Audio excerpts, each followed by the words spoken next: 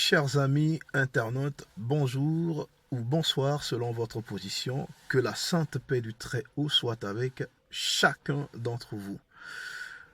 Le grand Maurice Kanté, vous savez, le genre de mythe, le genre de légende d'Afrique, dont la disparition vous foudroie à tel point que vous êtes totalement sans inspiration lorsque vous voulez en dire plus que ce que vous n'aviez déjà dit dans le passé, lorsque vous avez envie de décrire la profondeur de vos émotions à cause de cette disparition, de cette perte énorme, de cette autre bibliothèque qui aurait brûlé si l'homme durant sa vie n'avait pas œuvré pour éviter de telles catastrophes à l'humanité. Oui, à l'humanité, parce que l'Afrique reste et demeure le berceau de l'humanité. Oui, parce que les mémoires qu'il a perpétuées à travers d'inestimables œuvres qu'il a réalisées de son vivant, eh bien, sont des mémoires qui ont effectivement servi toute l'humanité. Maurice Kanté, l'un des plus grands savants de la musique, est reconnu par des artistes improbables, des artistes de divers horizons, par des structures musicales, plusieurs fois récompensées par des marchés les plus exigeants à travers le monde. Que dire de plus? Aujourd'hui, je suis parmi les gens les plus fiers pour avoir œuvré auprès de vous, chers Guinéens, peut-être auprès de certains Africains, à faire admettre à beaucoup que c'est pourtant, je cite, en rejoignant la mer que le fleuve reste fidèle à sa source. Que malgré le fait que ce mythe a plus vécu, ou en tout cas a vécu une partie très importante de sa vie en Occident, c'est-à-dire en France, l'homme a toujours profité de ses perches, de ces occasions rares, uniques au début de sa carrière, qui ont été tendues par celle-ci. En parlant d'Occident, l'homme a toujours su profiter de ces opportunités pour dire au reste du monde ce qu'est l'Afrique à travers les inestimables, à travers les intemporelles œuvres mondingues qu'il aura réussi à réaliser et surtout à marier avec les exigences des autres peuples. Maurice Kanté était un vrai pont entre nous et le reste du monde entier. Je suis l'un de ceux qui restent les plus satisfaits pour avoir œuvré, pour avoir contribué à faire du Guinéen celui qui sait désormais apprécier les gens de leur vivant. Ne pas attendre qu'une fois parti pour organiser, vous savez, toutes ces fêtes, tous ces symposiums, toutes ces émissions de médias pour reconnaître les gens à titre posthume. Je fais partie de ceux qui sont fiers aujourd'hui parce qu'ils n'ont pas forcément attendu pour avoir, entre guillemets, la voix au chapitre à un moment donné de leur vie pour pouvoir dire très haut ce qu'ils ont toujours cru avec conviction, s'ils ont toujours su sur Maurice Kanté. Je fais partie des gens les plus fiers aujourd'hui pour avoir contribué lorsque le métier d'animateur m'en a donné l'opportunité à dire aux Guinéens ce qu'était Maurice Kanté réellement. Du début de ma carrière jusqu'au moment où j'ai décidé de mettre celle-ci entre parenthèses, il y a seulement quelques mois. Maurice Kanté, je me souviens de cette fois où un certain Mohamed Banks Bangora, à l'époque animateur, et à qui nous témoignons notre sympathie, que nous n'hésitions pas à inviter dans notre quartier à la Sigmadina à boire du thé avec nous, parler de radio, parler d'émissions, parler de musique, surtout de la musique guinéenne. Que ce jour-là, avec lui et certains amis du quartier, on s'est retrouvé avec le mythe Maurice Kanté. C'était précisément en l'an 2004. Environ 3 ans avant que je ne me retrouve sur une radio. Nous étions avec lui en Ongo, au sommet d'un immeuble qu'il avait à l'époque déjà mis en place, mais qui était inachevé, mais à l'intérieur duquel il avait monté un premier studio. Nongo Village, ça s'appelait. D'ailleurs, un album sera enregistré à cette occasion, juste avant, quelque temps avant justement notre visite ensemble, et dans les environs de ce premier studio qu'il a eu à installer, et un album justement avait été cuisiné dans ce studio qu'on a appelé Nongo Village. Il y a même eu des émissions télé, des émissions radio, où on a pas mal parlé du tout de lui.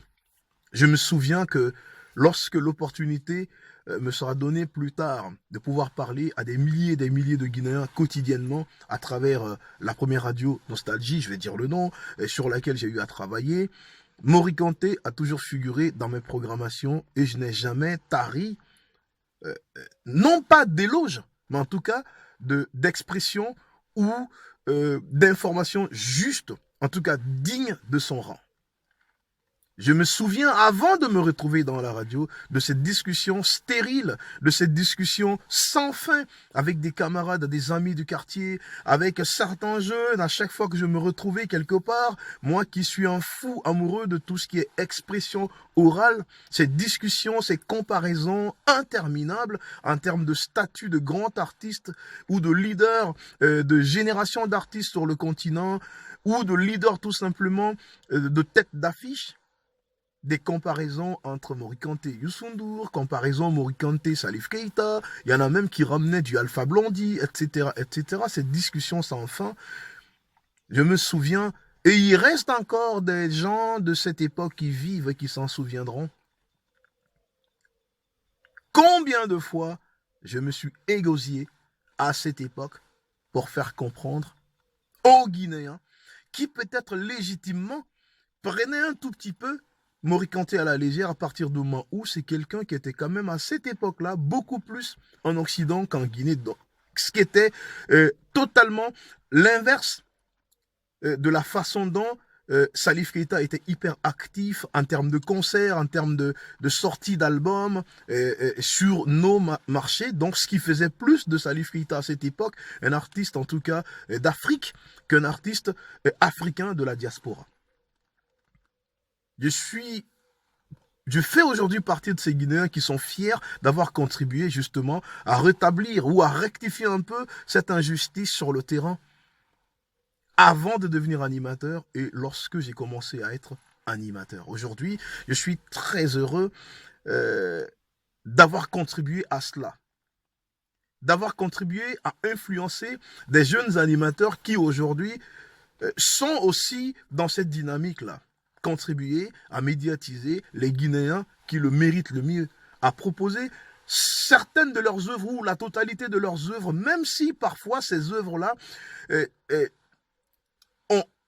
peuvent souvent être beaucoup moins retentissantes, beaucoup moins reçues ou accueillies, beaucoup moins bien accueillies par le public musulman de la Guinée à cause de la dictature de certaines formes de musique populaire à consommation rapide, une sorte de fast food musique. Donc je fais partie de ces gens aujourd'hui qui sont très fiers d'avoir contribué justement à ce que il y ait certains types de Guinéens qui sachent distinguer le vrai du faux, qui sachent aujourd'hui faire la différence entre l'original et la pâle copie. Un des moments cultes de ma petite carrière de radio, je me souviens bien avec mes assistantes d'alors, qu'à chaque fois que nous jouions, nous passions cette incroyable collaboration entre l'américaine Shola Ama et Mori Kanté dans le morceau intitulé Ninkadi. Il y a quelques heures, un de mes anciens auditeurs et frères aujourd'hui sur réseaux sociaux me le rappelait. Je me souviens que je me marrais à chaque fois avec mes assistantes d'alors, à chaque fois que Mori Kanté essayait, que j'entendais Mori Kanté essayer de faire parler du Maninka à Shola Ama l'américaine, et on se moquait tout le temps de son accent. Ninkadindo, Nadabilala, Fodonia Balaboila. Voilà. Je me souviens, ça me replonge dans ces souvenirs. Et c'est une perte immense, mais par la grâce de Dieu, les œuvres de l'homme resteront intemporelles. Les œuvres qui ont défendu l'identité africaine à travers la culture mandingue, grande culture, culture fédératrice, culture aussi hyper ouverte, à partir du moment où elle a cette grande capacité à se marier avec les autres sans pour autant se dénaturer. Dors tranquille, légende, dors tranquille, mythe Mori, dors tranquille, grande Afrique. Et à coup sûr, dans cette vie éternelle, on ne te dit pas au revoir, on te dit à très bientôt.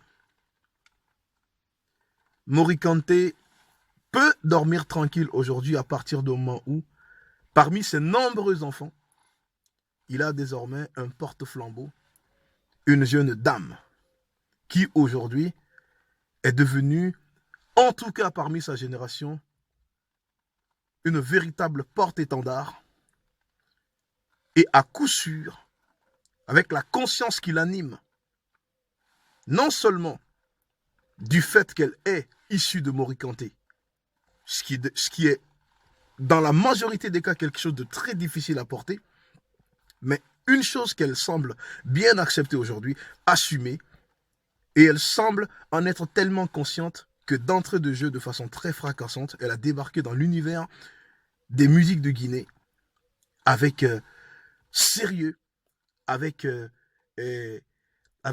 beaucoup de pugnacité, avec beaucoup d'envie, de professionnalisme. Manamba Kanté, Madame Soulbanks,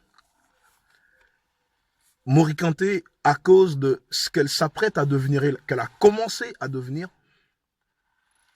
peut dormir tranquille aujourd'hui. Parce que si parmi ses nombreux enfants, c'est elle qui est aujourd'hui sur la voie de son père, elle plus les œuvres de Mori Kanté, l'artiste restera immortel parce que les vraies légendes, comme le disent beaucoup de prédécesseurs, l'ont dit et continuent de le dire beaucoup de nos aînés, ne meurent jamais. Merci la famille, bonne fête de fin de Ramadan à toutes et tous et nous nous retrouverons Inch'Allah très bientôt pour une autre vidéo.